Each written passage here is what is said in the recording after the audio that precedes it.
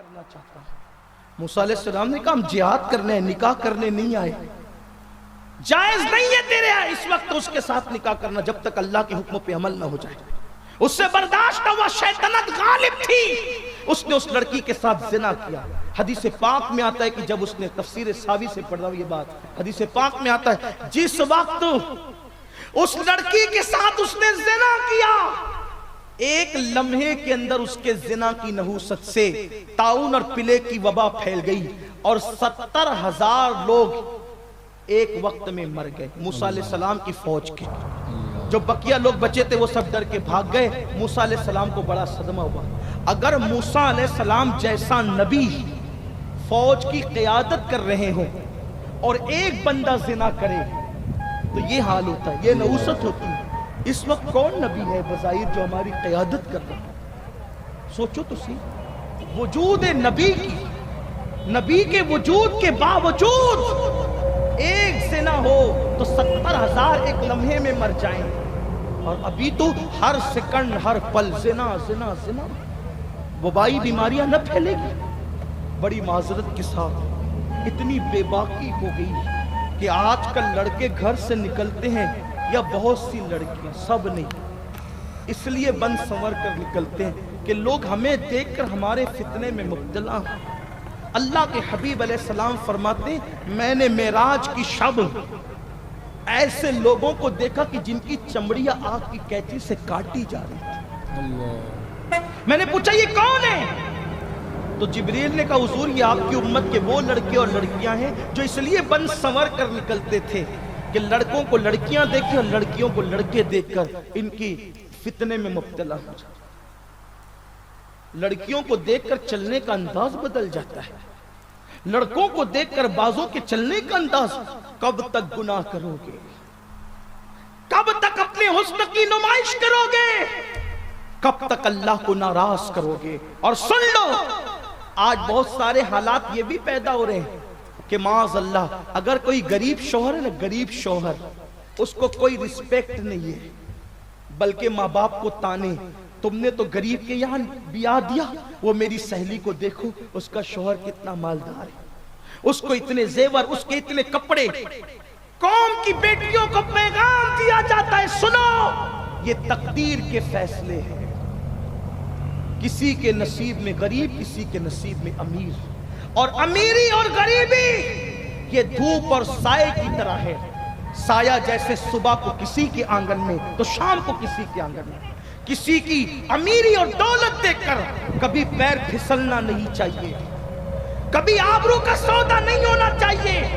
اس لیے کہ کبھی بہت سارے مالداروں کو غریب ہوتے ہوئے دیکھا گیا اور بہت سارے مالداروں کو، غریبوں کو امیر ہوتے ہوئے دیکھا. امیر غریب ہوئے، غریب امیر ہوئے، مزدور بادشاہ بن گئے، بادشاہ بھیک مانگنے لگے. اس لیے یاد رکھو کوئی بیٹی کبھی غریب شوہر کی بنیاد پر ماں باپ کو تانا نہ دے. یہ قدرت کے فیصلے ہیں. اور میرے رسول مصطفیٰ جان رحمت صلی اللہ علیہ وآلہ وسلم نے فرمایا کہ جو عورت اپنے غریب شوہر کے ساتھ اپنی عزت کے تحفظ کی خاطر نباہ کر لیتی ہے، ایسی عورت کو قیامت کے دن میرے پڑوس میں عطا کیا جائے گا، میرا پڑوس عطا کیا جائے گا اور جنت مصطفیٰ جان رحمت کے پڑوس میں عطا کی جائے گا. غربت سے کبھی ڈرنا نہیں، غربت سے کبھی فکر نہیں کرنا. جب کبھی فاقے کی نوبت آئے تو بی بی زہرا پاک کے فاقے یاد کر لینا. جب کبھی فاقے کی نوبت آئے تو اماں عائشہ صدیقہ کے فاقوں کو یاد کر لینا. اور یاد رکھنا اگر کوئی عورت دولت مندی کی بنیاد پر کسی کے ہاتھوں آبرو کا سودا کرے، انجام کیا ہوتا ہے؟ آج کل یہ بھی ہو رہا ہے کہ دولت مند کسی کو دیکھا پیر پھسلا نہیں. دولت کو کبھی دوام نہیں ہے، کبھی ادھر کبھی ادھر، کبھی ادھر کبھی ادھر. مجھے ایک خوبصورت سا واقعہ جو عارف رومی نے غالباً نقل کیا وہ یاد آتا ہے. ایک لکڑہارا تھا، غریب بیچارہ، غریب لکڑیاں کاٹ کے لاتا اور بازار میں بیچتا. شام کو گھر آتا تو خوبصورت بیوی چاروں انداز سے اس کا استقبال کرتی. محبت دیتی، پیار دیتی۔ یاد رکھنا خوبصورت بیوی کا مل جانا یہ بھی تقدیر پر ہے، لیکن خوبصورت بیوی سے زیادہ نیک بیوی کا مل جانا بڑا قیمتی ہے، اس لیے کہ میرے آقا نے فرمایا نیک بیوی یہ دنیا میں جنت ہے، جنت۔ اگر نیک بیوی مل جایا کرے قدر کرو۔ آج کل مردوں کو نیک بیویوں کی قدر نہیں۔ آج کل کے مرد عجیب مردانگی دکھاتے ہیں، بیوی کو مارنے کا مطلب مردانگی، لڑائی جھگڑے کا مطلب مردانگی، اے تو تڑاک سے بات کرنے کا مطلب مردانگی نہیں۔ میرے رسول مصطفیٰ جان رحمت نے فرمایا میری امت کا بہترین انسان وہ ہے جو اپنی بیوی کے ساتھ اچھا سلوک کرتا ہے۔ باہر نکل کر تو اچھا سلوک کرنا آپ کی مجبوری ہے، لیکن ہماری پہچان بیوی کے پاس ہوتی ہے۔ فرمایا جو بیوی کو مارتا ہے گویا وہ تھوک کر چاٹتا ہے۔ کیوں؟ اس لیے کہ دن کو مارنے والے رات تو اسی کے ساتھ گزارنی، مارتے کیوں؟ بیوی کو مارنے والے پہ حضور نے لعنت فرمائی۔ ہمارے ہاں بیوی کے ساتھ جھگڑے نہیں ہے، نہ بیوی پیر کی جوتی ہے نہ سر کا تاج۔ بیوی دل کے قریب کی پسلی سے پیدا ہوئی ہے، وہ دل میں رکھنے کی چیز ہے۔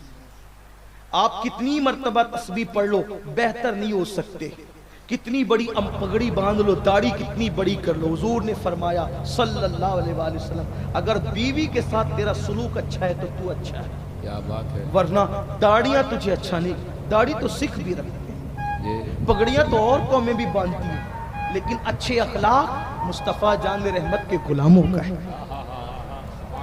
اور آقا نے فرمایا تم میں سب سے اچھا وہ ہے جو اپنے گھر والوں کے ساتھ اچھا ہے، اور میں تم سب میں اچھا ہوں کہ میں اپنے گھر والوں کے ساتھ تم سب میں اچھا سلوک کرتا ہوں۔ جانتے ہائے ہائے وہ رسول جس کی بلندی اور پرواز کا عالم یہ ہے کہ جبریل جس سے پیچھے رہ جائے۔ میرے امام کہتے ہیں تھکے تھے روح الامی کے بازو، کہاں وہ دامن کہاں وہ پہلو، رکاب چھوٹی امید ٹوٹی نگاہ حسرت کے ولولے۔ جبریل جس کے پیچھے رہے شب معراج، انبیاء جس کی اقتدا میں ہاتھ باندھے کھڑے رہے۔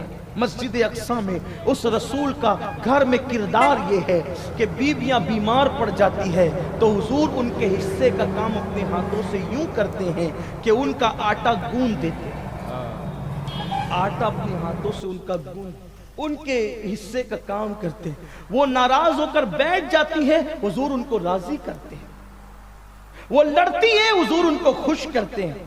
ام المومنین حضرت عائشہ صدیقہ فرماتی ہیں میں لڑ کے حضور سے ناراض ہو کے بیٹھ جاتی تھی، حضور منانے کے لیے آتے تھے اور میری کان کی لو پکڑ کر کہتے تھے دبا کر اے ننی منی عائشہ، تو میں مسکرا دیا کرتی تھی۔ میں گڑیوں کے ساتھ کھیلتی تھی، سہیلیوں کے ساتھ، حضور آتے میری سہیلیاں چلی جاتی تو حضور علیہ السلام ان کو بلا کے کہتے کہ عائشہ کے ساتھ کھیلو، اور پھر وہ کھیلنے لگتی۔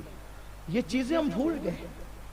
کبھی اللہ کے رسول نے اپنی ازواج کے ساتھ دوڑ بھی لگائی، کبھی وہ آگے نکلی کبھی حضور آگے نکلے۔ کہاں گیا وہ کردار؟ ام المومنین فرماتی ہیں کہ جہاں سے منہ لگا کر کٹورے سے میں پانی یا دودھ یا شربت پیتی، میرے ہونٹوں کی تری دیکھ کر حضور وہی منہ لگا کر کے پیا کرتے تھے۔ ہم نے 50 مرتبہ بیوی کو اپنا جھوٹا تو دیا ہے، کبھی بیوی کا جھوٹا بھی کھایا ہے؟ نہیں نہیں، یہ تو مردانگی کے خلاف ہے، یہ کیسے ہو سکتا مولانا صاحب؟ کیوں؟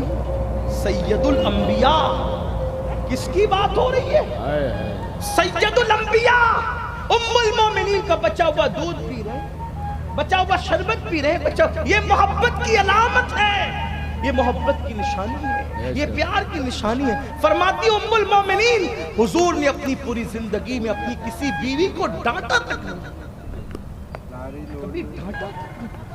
ہم لیکن آج کل کی عورتیں بھی اللہ ہی اللہ، ہنسنے کی بات نہیں۔ مجھے بڑی تکلیف ہوتی ہے جب قرآن حدیث سن کر کوئی ہنستا ہے، لطیفہ سن کے شعر سن کے ہنسے آپ کو چھوٹ، قرآن حدیث سن کے ہنسنے کی اجازت، یہ ہنسنے کی محفل نہیں ہے، یہ یاد رکھ لینا۔ ہاں کہیں اور ہنسے، یہ اعمال پہ رونے کی محفل، یہ احتساب کی محفل۔ آج کی عورتیں قرآن و سنت پڑھ کر کے ازدواجی زندگی نہیں سیکھتی، سیریل دیکھ کے۔ وہ سیریل کی اداکارہ وہ گندی نچنیاں جو سلوک کر رہی ہے شوہر کے ساتھ، میں نے بھی وہی کرنا ہے۔ نہیں، سیریل دیکھ کر زندگی گزارنے کا طریقہ سیکھنے کی محتاج وہ عورتیں ہیں جس قوم میں سیدہ فاطمہ کا کردار نہیں ہے، جس قوم میں خدیجۃ الکبریٰ کا کردار نہیں ہے، جس قوم میں سیدہ عائشہ کا کردار نہیں ہے۔ ہمارے پاس امہات المومنین کا کردار ہے، سیدہ فاطمہ کا کردار ہے۔ ہم سیریل دیکھ کر کے کیوں سیکھیں؟ سیریل دیکھ کر سیکھیں تمہارے دشمن جو تہذیب سے آ رہی ہیں، جو عقل سے آ رہی اور پیدل ہے۔ ہمارے پاس تو ان بزرگوں کی زندگی ہے، سید الانبیاء کی زندگی ہے۔ آج کل کی عورتیں زبان درازی کر منہ چلائیں، شوہر اگر کہے کہ طلاق دوں گا تو کہے کہ ٹھیک ہے، تیرے باپ کی اولاد ہے تو دے۔ یہ طیش دلائے ہے، یہ حالت ہے عورتوں۔ اللہ کے رسول علیہ السلام نے فرمایا میں نے جہنم میں کچھ عورتوں کو دیکھا کہ ان کے منہ کتے کی طرح تھے اور ان کا جسم سور کی طرح تھا۔ میں نے پوچھا یہ کون ہے؟ عرض کی آقا یہ آپ کی امت کی وہ عورتیں ہیں جو شوہر کے ساتھ منہ چلاتی تھی، زبان درازی کرتی تھی، کتے کا منہ ہو گیا اس کا جہنم میں، جسم سور کا ہو گیا۔ منہ مت چلاؤ، شوہر ناراض ہو جائے اسے مناؤ، اس لیے کہ شوہر کا حق عورت ادا نہیں کر سکتی۔ میرے آقا علیہ السلام نے یہاں تک فرمایا کہ اگر شوہر کے جسم میں پھوڑے نکل آئے اور عورت، حالانکہ ایسا نہیں ہو سکتا لیکن اہمیت بتانے کے لیے کہا گیا، عورت اس کو زبان سے چاٹ کر اس کے مواد کو صاف کرے تو بھی شوہر کا حق ادا نہیں ہو سکتا، شوہر کا حق ادا نہیں ہو سکتا۔ جس عورت سے اس کا شوہر ایک رات ناراض رہے، پوری رات اللہ اور فرشتے اس عورت پہ لعنت کرتے۔ اگر عورت شوہر کی اجازت کے بغیر چلی گئی، جب تک وہ واپس نہیں آئے گی اس پر اللہ اور فرشتوں کی لعنت ہوتی رہے۔ یہ ہے اپنے دین کی تعلیم۔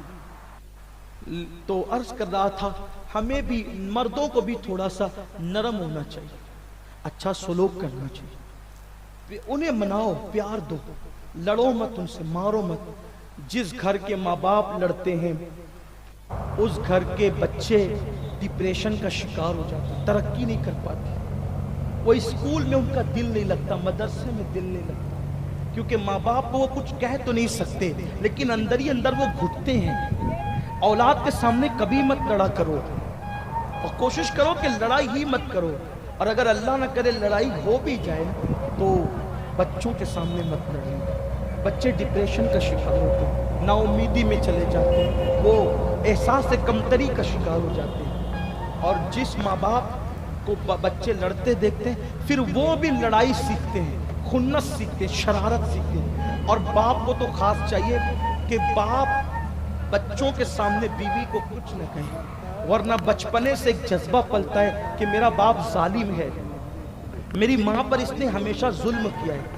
تو جیسے جیسے بچے جوان ہوتے جاتے ہیں باپ سے دور ہوتے جاتے ہیں، اور بڑھاپے میں نتیجہ یہ ہوتا ہے کہ باپ اور بچے دور دور ہو جاتے ہیں، اس لیے کہ قلبی طور پر بچے کو ماں سے پیار ہوتا ہے۔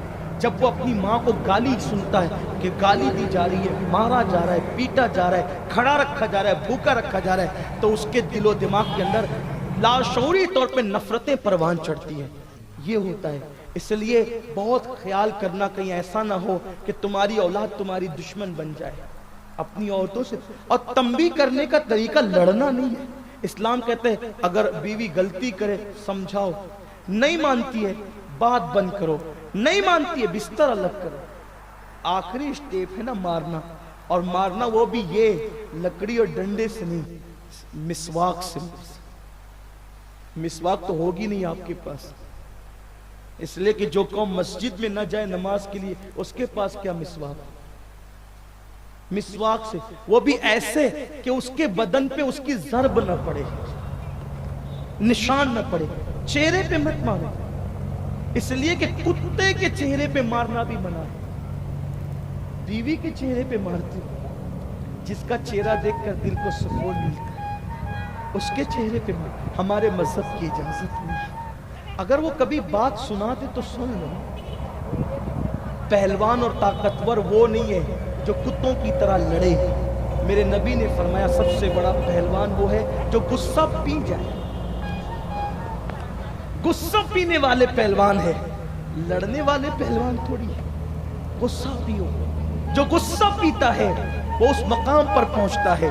गुस्सा पीने वाला उस बड़ी माजरत के साथ बेअदबी नहीं कर रहा हूं, ये हकीकत है।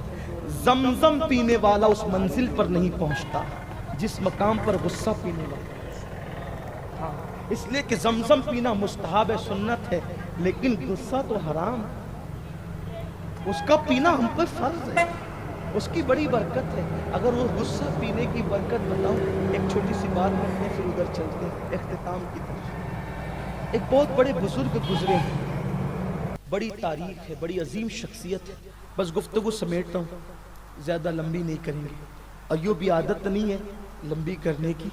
मैंने कहा था इंतज़ामिया से कि थोड़ा जल्दी टाइम देना, क्योंकि देर रात गए मैं बयान नहीं कर पाता हूँ, क्योंकि सोने वाली कौम के सामने गुफ्तगू नहीं हो सकती।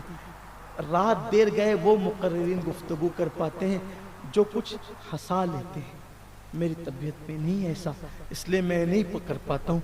लेकिन केंद्रापाड़ा वाले और इर्द गिर्द से आए हुए लोग बहुत अच्छे हैं कि आधी रात गुजरने के बाद भी ये जग रहे हैं ऐसे जैसे कि इशा के बाद का वक्त है। अच्छे से सुनो, इसलिए बस गुफ्तगू तवील न करते हुए, जी ये अल्लाह रसूल की मोहब्बत है, नवाजिश है आप लोगों की, तो बस बात समेटते हैं। याद रखें, एक बहुत बड़ा नाम है विलायत की दुनिया में, गरीब नवाज से भी सीनियर है, शेख अबुल हसन खरकानी रहमतुल्लाह अलैह। ये शेख अबुल हसन खरकानी कौन है पता है?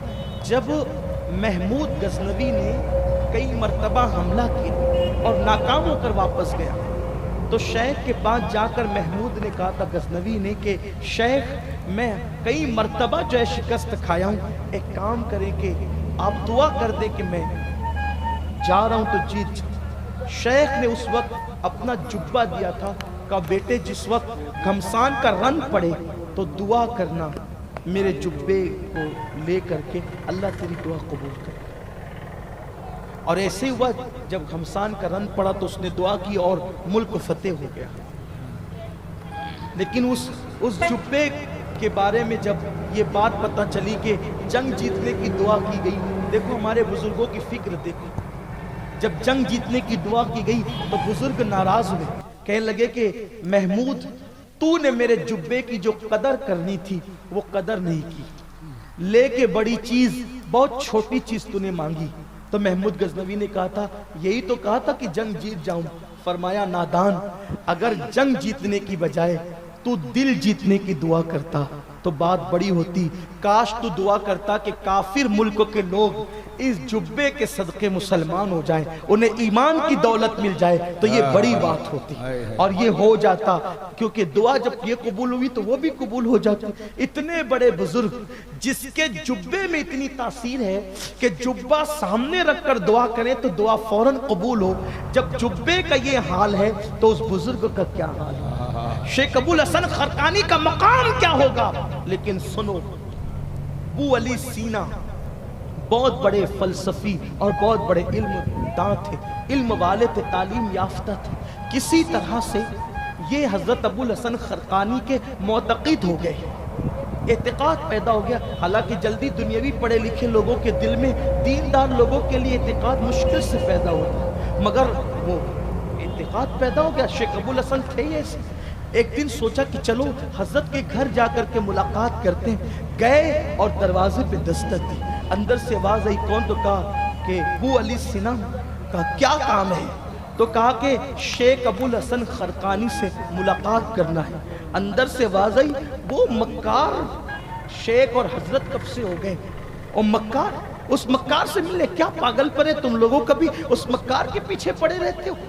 इनके तो पैरों के नीचे से जमीन खिसक गई कि जिसकी बीवी ये बात करती है उसके बारे में क्या वो वाकई अल्लाह वाला होगा? अरे बीवी ज्यादा जानती है इंसान को, इस तरह की बात। तो फिर अभी यही सोच रहे थे और अकीदतों का शीश महल चकनाचूर होने के करीब था कि अचानक पीछे से आवाज आई, वो अली सिन्हा इधर आओ। वो हजरत का मुरीद था, उसने कहा इस औरत की न सुनो, हजरत लकड़ियां लेने के लिए जंगल गए हैं, इंतजार करो, جب انتظار کرنے لگا تو آج شیخ ابو الحسن خرقانی جو روزانہ لکڑیوں کا گٹھا سر پہ رکھ کے لاتے تھے، آج وہ اس شان سے آ رہے ہیں کہ شیر پر بیٹھے ہیں اور لکڑیوں کا گٹھا شیر پر ہے، ہاتھ میں سانپ کا چابک ہے، شان سے چلے آ رہے ہیں۔ یہاں تو حال یہ بازار میں بھی تم ہی جاؤ، بچوں کو اسکول پہنچانے بھی تم ہی جاؤ، ٹیوشن پہنچانے بھی تم ہی جاؤ، مدرسہ پہنچانے بھی تم ہی جاؤ، سب تم ہی کرو، ہم کچھ نہیں کریں گے۔ یہ حال ہے۔ ہمارے بزرگوں نے بیوی کے لیے لکڑیاں تک لائی، بازار میں جانے کی فرصت ہمیں نہیں دی۔ یہی ہے نا، جس قوم نے عورت کو عزت کے تحفظ کے لیے مسجد جانے سے روک دیا، اگر اس قوم کی عورتیں بے پردہ بازار جائیں تو انجام کیا ہوگا؟ جو ہو رہا ہے، رونے کو مزدور نہیں ہے، جو تباہی مچ رہی ہے وہ سب لوگوں کی نگاہوں کے سامنے۔ مسلمانوں سوچو، جس مذہب نے عورت کی عزت کو تحفظ دینے کے لیے بس سب سے بہترین جگہ مسجد جانے سے روک دیا، سب سے بدترین جگہ بازار ہے، بازار بے پردہ گھر کی عورتوں کو ہم نے بھیج دیا، کوئی رکاوٹ نہیں، کوئی روک ٹوک نہیں۔ میں یہ نہیں کہتا کہ عورتوں کا ناجائز و حرام ہے، پردے کی پابندی کے ساتھ جائیں تو جائیں، لیکن پردے کی پابندی بھی تو ہو۔ اکیلے بھیج دیا بے پردہ، قیامت ہے، طوفان ہے، تباہی ہے، بربادی ہے۔ خدا کے لیے اس سے بچو، صرف